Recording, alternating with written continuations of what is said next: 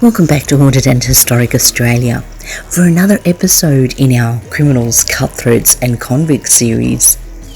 In this episode, it's part 3 of Mr. Big on Lennie McPherson's story within the A-Team.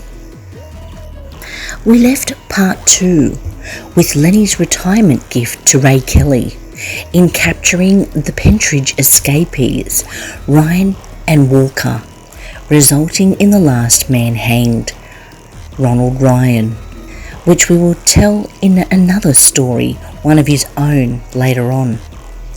Now, as Ray Kelly retires, he also dabbles in the casino scene around Gosford. He hands the reins of his established connections in the underworld to Fred Cray and Roger Rogerson, another name we will hear more of in our episodes to come. Roger Rogerson also passing away while we are doing Lennie's story on the 21st of January. Roger takes over and has a hell of a ride, as we will see in coming episodes.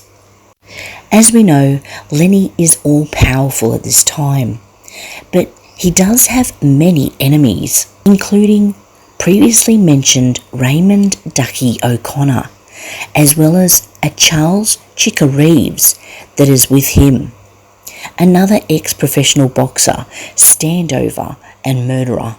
Lennie would begin to fortify his home using thick bulletproof glass to prevent someone getting him in his own home. He also has a state-of-the-art alarm system installed, as later on one of his son's school friends would trip by accident to Lennie's displeasure. Marlene and Lennie have 2 boys, Danny and Craig. It was later said that Danny was brought up tough to take over from Lennie, whereas Craig was nurtured. This speaks volumes as his eldest son, Danny, gets into quite a lot of trouble. Now, the end came eventually for Raymond Ducky O'Conor when he decided to try and take Lennie out. In the early hours of the morning of May 28, 1967, in a club called the Latin Quarter, which was styled on Las Vegas nightclubs, Lennie was there enjoying himself with associates Jackie Clark and another named Williams. They were seated at one table, and at another table were 2 detectives, including a Detective Sergeant Maury Wild. This was not going to be easy for Ducky. Despite the club slowly winding down, there was still quite the crowd, which blocked the view from the detective's table to Lennie's when everything went down, or so they said. Raymond Ducky O'Conor went to Lennie's table and attempted to shoot him, saying to him, "Here's yours," and then raising a gun. Jackie Clark jumped up and began to wrestle with Ducky for the weapon. As per the detectives, they said that in the struggle the gun went off and Ducky was killed. He lay on the floor bleeding, as everybody else in the place was screaming and trying to get out. Within this flurry of people, a woman said later that she saw Lennie drop a gun under the table. When police finally got through the crowd, they noticed Ducky was laying on the ground next to a gun. Another gun was found under the table, but the bullet was jammed in the breech. Both guns had been wiped clean, with no prints. The Daily Mirror headlined, "This was the world's fastest hanky." Someone had got to the guns immediately and cleaned them. This was the official police report that Ducky, by his own hand, had killed himself while going in armed into a packed nightclub. No charges were laid. It is known that Lennie was allowed to visit some jails. He had people in high places, and this allowed him access to other crims already in jail. and they would have their own kangaroo courts that Lennie would be the judge of. One in particular was for Maurice Bernard, or Barney, Ryan, who had allegedly said in jail that he wanted to kill Lennie. But whilst in kangaroo court with Lennie, he denied it, saying it was all silliness.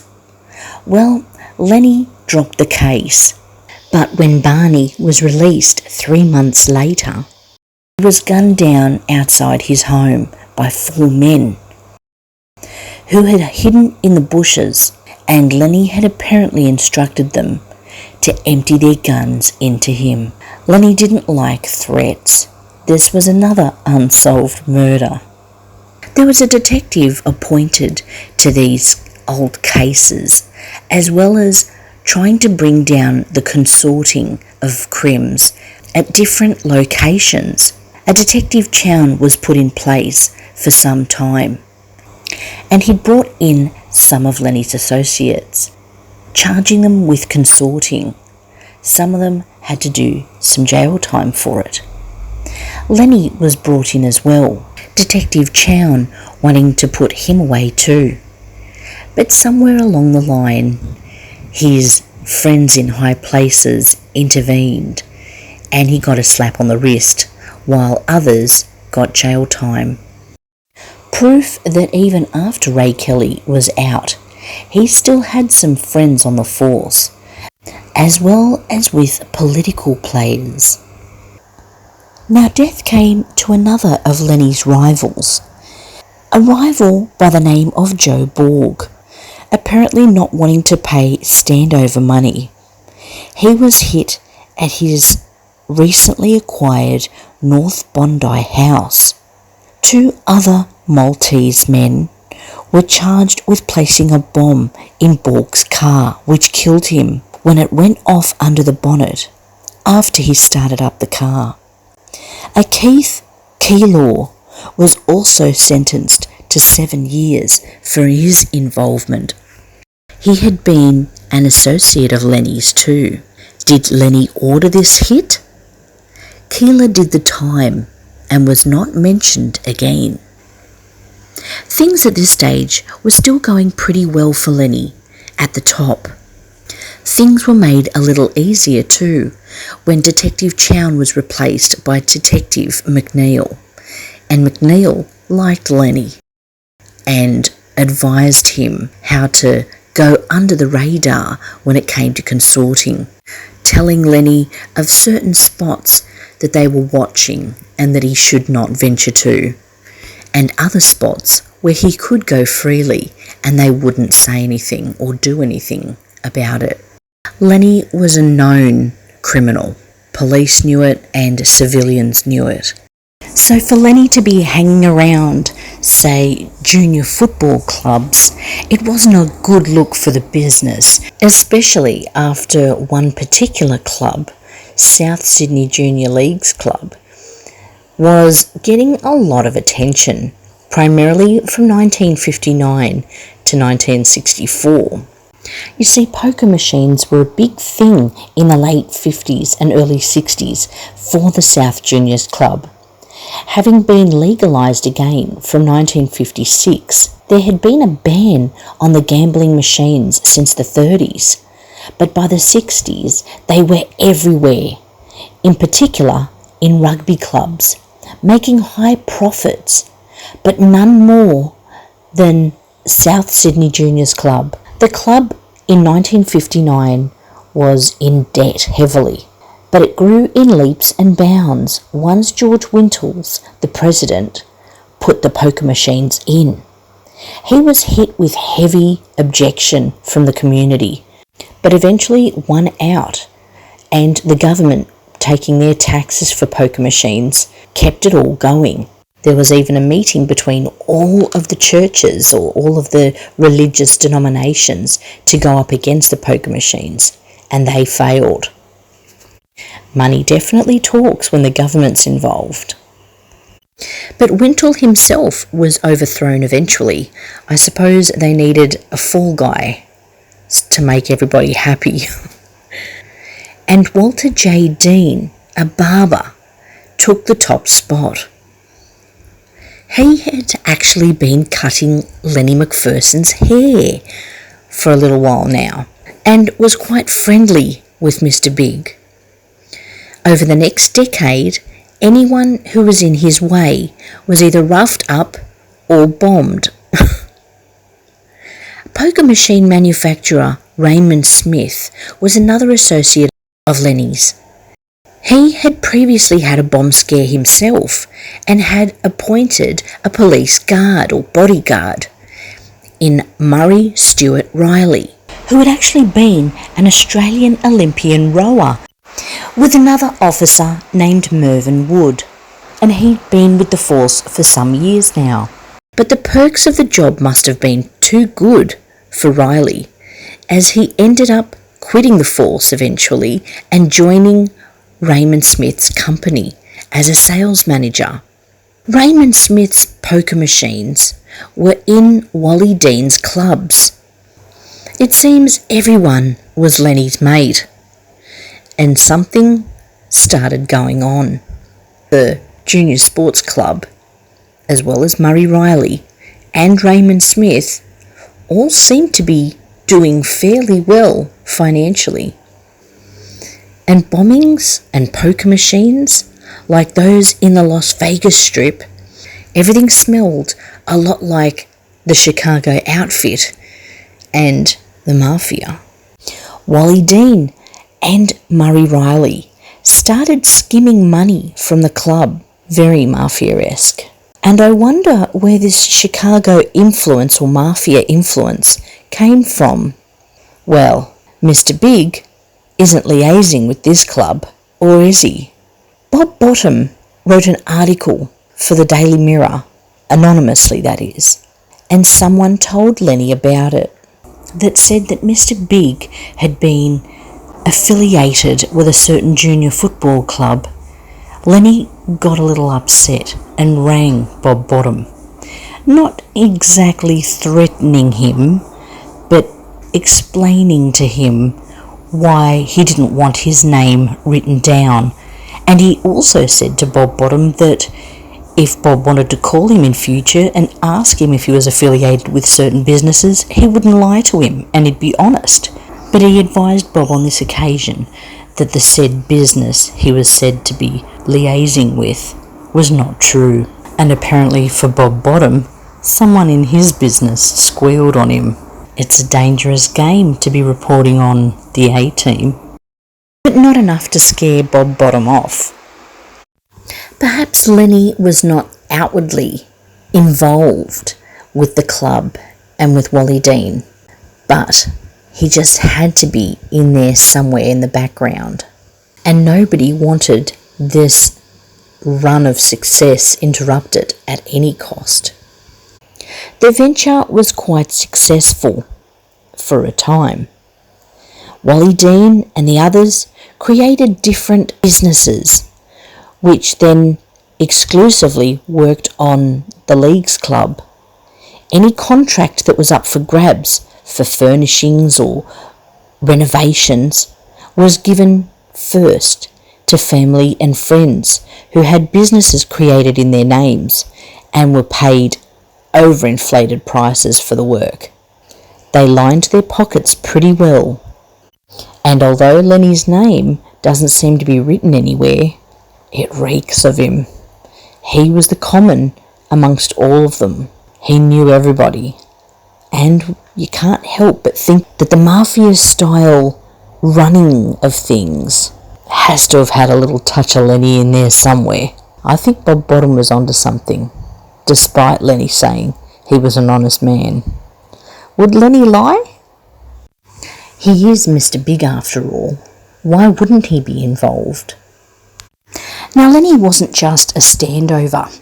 He was involved in other areas of the Sydney crime network, including prostitution, white slave trade, and drugs.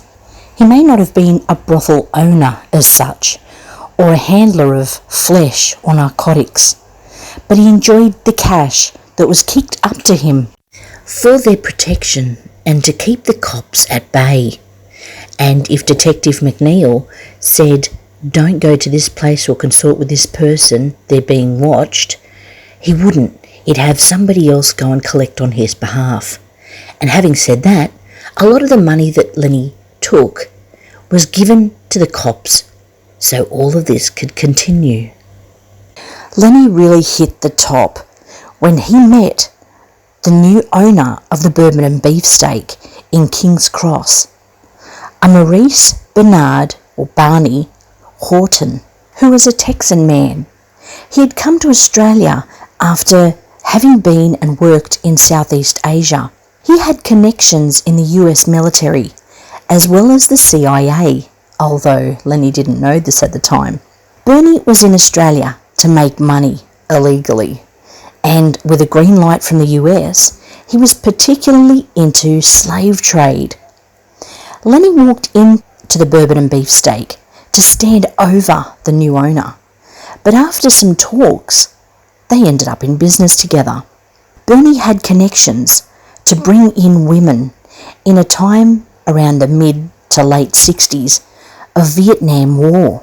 There were so many US troops on rest and relaxation in Australia, and there wasn't enough prostitutes to fulfill the need, so to speak. So white slave, or women really from anywhere, were brought in to fill this demand, and Lennie would pay off the local cops as usual. There were no blockages. This was big. Not only did Houghton bring the women, but he also brought in heroin. He was named number 3 in the CIA-controlled Nugan Bank. It was a good time to be Lennie or associated with him. Even George Freeman and Stan Smith in 1968 were sent by Lennie to America to meet Chicago syndicate member Joseph Dan Testa, known as the Organizer. Well, Lennie didn't go, but sent his ambassadors to do his business for him. Freeman was in awe of Joe Testa, his home and the way he lived. Lennie knew there was more money to be made, so they invited Joe back to Australia. Joe arrived in the summer of early 1969 and attended a party at casino operator Ronnie Lee's home. McPherson, Freeman, as well as the rest of the Sydney top crims were there to welcome him. During his stay, he went to nightclubs and met many women. This is before he was married. Lennie personally set up a kangaroo and wild pig hunting trip for Joe, with a helicopter ride out to Nyngan and air-conditioned cars to get to the right spots. Plenty of firepower, including submachine guns. Joe's trip wasn't without a few hiccups though, being picked up alongside George Freeman on Sydney streets by the police squad for consorting with a known criminal, being Freeman. After many painstaking questions about being linked to the Mafia, and of course Joe denying it, he was released thanks to the help of McNeil, who came to the rescue, although it was his guys that picked them up in the first place. He mustn't have been in the loop at that time of who was out and what was happening. Lennie in 1972 brought together all the top criminals of Sydney. You could say the top families of crime in Sydney, in anticipation of working with Joe Testa further and the mafioso connections. But one thing Lennie didn't know about was that there was an undercover agent in this group. This had been put together as word of political figures. Albert Sloss and others high-ranking in the police were at these said meetings. In 1972 was also big for Bally Technologies, a poker machine manufacturer from Chicago, was moving in machines to New South Wales. And I wonder whether Lennie was in on this as well. This sent journalists and reporters into a bit of a frenzy, wondering how they were going to report on such massive news as Mafia links in Australia, especially some of them knowing that Joe Testa had been here. without getting the nasty call from Lennie. This would be a touchy subject. And touchy also for another reporter that was in the same room when a waiter bringing Wally Dean's skimming money into his office under a bucket of ice accidentally dropped it on the floor, spilling coins everywhere. Well, Wally wasn't happy and screamed at the waiter to get out and take the money to the room it was meant to be in. Wow, that was unfortunate. But the reporter made note that this probably went on all the time. A couple of reporters, including Bob Bottom and Tony Reeves, put together an article that they wanted to publish about the Mafia in Australia and organised crime. They hired lawyers to go through it, but the newspapers wouldn't run the article in fear that they would be sued. They were able to put up something that didn't have anyone's names attached, but it sent everybody into a frenzy because people pretty much knew who they were referring to. There was a lot of pressure mounting to get to the bottom of what was going on in New South Wales. Well, pressure was put on the New South Wales Premier, at the time Robert Askin, to organise a royal commission, even though he was involved. This royal commission in 1973 would be looking into the clubs and the Mafia involvement as well as organised crime. At the top would be Supreme Court Judge Atul Moffett, hence the name, the Moffett Commission. Askin pushed Moffett for a quick fix, as he was heavily involved in this himself, but Moffett knocked him back. It was all or nothing. Lennie was eventually brought in for questioning and requested to bring in passports and several documents, including bank statements or financial reports for the last couple of years, to which he played dumb for the most part. He even got a rise out of the court, laughter, and together with Moffett even making wisecracks about him not really knowing, and that he has tax people that look after all of this. He doesn't know what he spends, and he doesn't know how much cash is on him at all times. He said the accountants took care of all of that. He wouldn't remember after a couple of weeks. They all had a laugh about it, and they couldn't really pin too much on Lennie at this stage. A reporter thought it was quite funny and printed it in the next day's news at how funny Lennie was in court. Well, Mr. Big didn't like that. He didn't think it was that funny. He actually threatened the reporter and said to the Telegraph, whoever it was, better watch out. He was going to get him. Now, Lennie was one to throw around threats. His kids were playing with other kids on the street one day. They were playing with billy carts, it was said, and a couple of the neighbours on the street thought they were being a little loud, so they told the kids to quieten down or play something less noisy. Well, most of the kids took this and moved on, but not Lennie's kids, and definitely not Danny. He said he was little Mr. Big and he was going to do what he wanted to, and called his father out, and Lennie threatened the people on the street who were making the fuss. He more or less said that he's put a couple of other people in the cemetery and he could make some room for them too. Now, although Lennie joked about his finances, he put a lot of money into fortifying his house, and apparently had said to a police friend of his that there was a couple of guys that he knew would kill him if they got the chance. His house was a fortress. Walls that thick that explosives that were thrown at his house didn't even hurt it, and yet other houses surrounding had windows smashed. He had a remote control garage door so as that he could get in without having to hang around out the front in order to get shot. He had a passageway into the kitchen from the garage and alarm systems state of the art. He also had a couple of dogs that weren't known to be family pets, just in case someone got a little excited and came onto the property. And lastly, a trapdoor for unsuspecting criminals who came from the front. With the end of the Moffett report, it was business as usual. one of Lennie's associates was becoming too big for his boots. The man who leapt up and defended Lennie against Ducky O'Conor. It was Jackie Clark. On the 23rd of August in 74, 51-year-old Clark had been big-noting himself and suggested that he was tougher than Lennie and could knock him off if he so chose. Well, Lennie chose first, and Clark was ended. At the Newington Inn, Petersham, he was having a drink with friends when a gunman smashed and shot through a window, getting intended Clark in the back of the head. It was so fast no one saw the gunman at all, and it was unsolved. Lennie, now 53 himself, had eliminated his competitors, or so he thought. There was always someone coming up the ranks trying to big note themselves.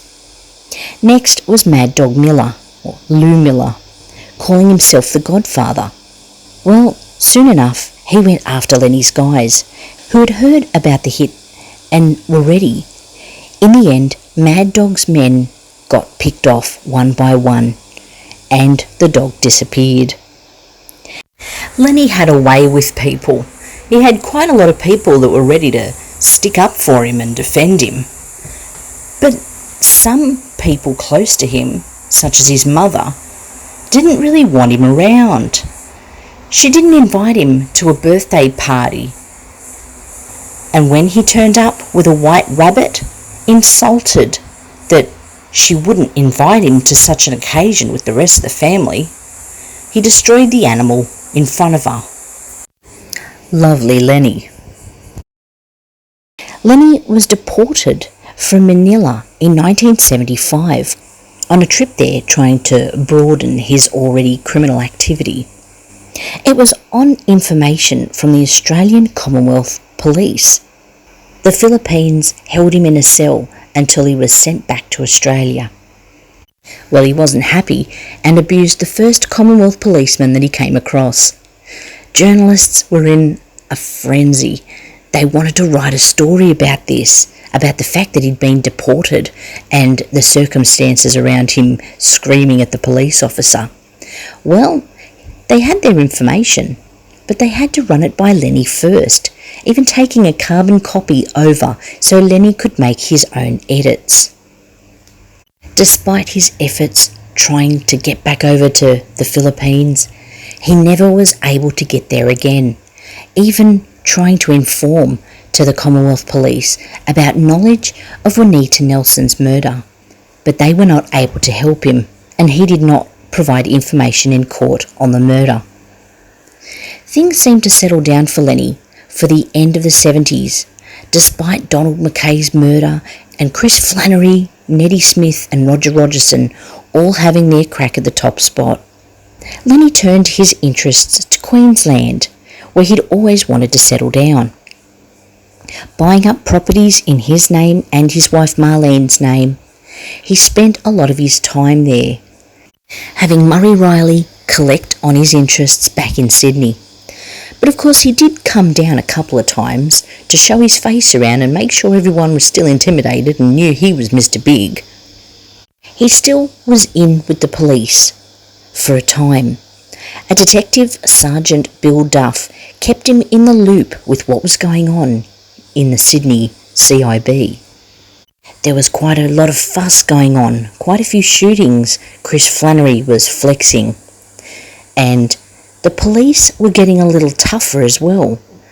A new breed of up-and-coming uncorruptible cops were spreading out throughout the force and assisting those older uncorruptible cops who previously had no push at all, being outnumbered and outranked by those corrupted. Finally took a stand and created the National Crime Authority. They set about putting their sights on the top members, including Lennie, and started tapping most of their phones. Amongst others, Lennie was high in their sights. They once pulled him in early 1991. Raids were going on across Sydney, Melbourne, Brisbane, Adelaide and Perth. of the top criminals, getting them on whatever they could. I believe this was a way of flexing their muscles that they had power and reach. They weren't able to keep Lennie locked up, but their message was pretty clear that, being in Queensland at least, he was far from the safety of his police boys in Sydney. They got him on tax evasion, and he needed to pay $1 million to settle, and he was on his way. Phones were still being tapped though. Only a few months later, this came in effect to Lennie's downfall. He'd organised an attack on a businessman named Darren Burt, who had been involved in business with his nephew Norman Foster and son Danny. After an argument, Darren parted ways, also taking with him a $26 million contract for importing bourbon. Lennie didn't like that. It wasn't nice. He organised for some of his men to beat the guy up. Well, after the fact, he spoke about it on the phone, where he implicated himself in it. They were sent out and grabbed Lennie. Over the next 3 years before the sentence was handed down, he made efforts to look good in the judge's eyes by assisting and volunteering at a men's shelter. But sadly, this didn't help him too much. He still had a sentence handed down of 4 years and parole after 2.5 years.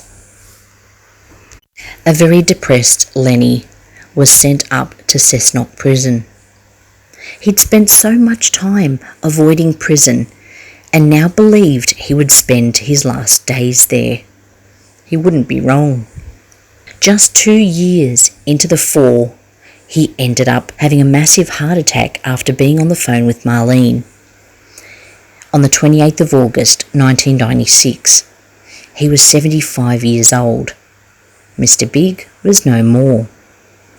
Many attended his funeral.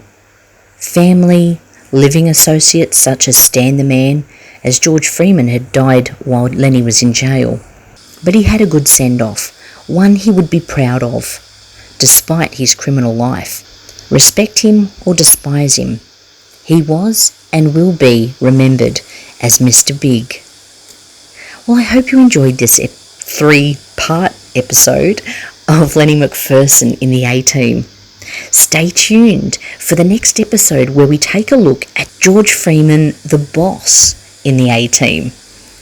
Don't forget to like and subscribe if you haven't already, and hit that notification bell so you're aware when we're putting up our next episode.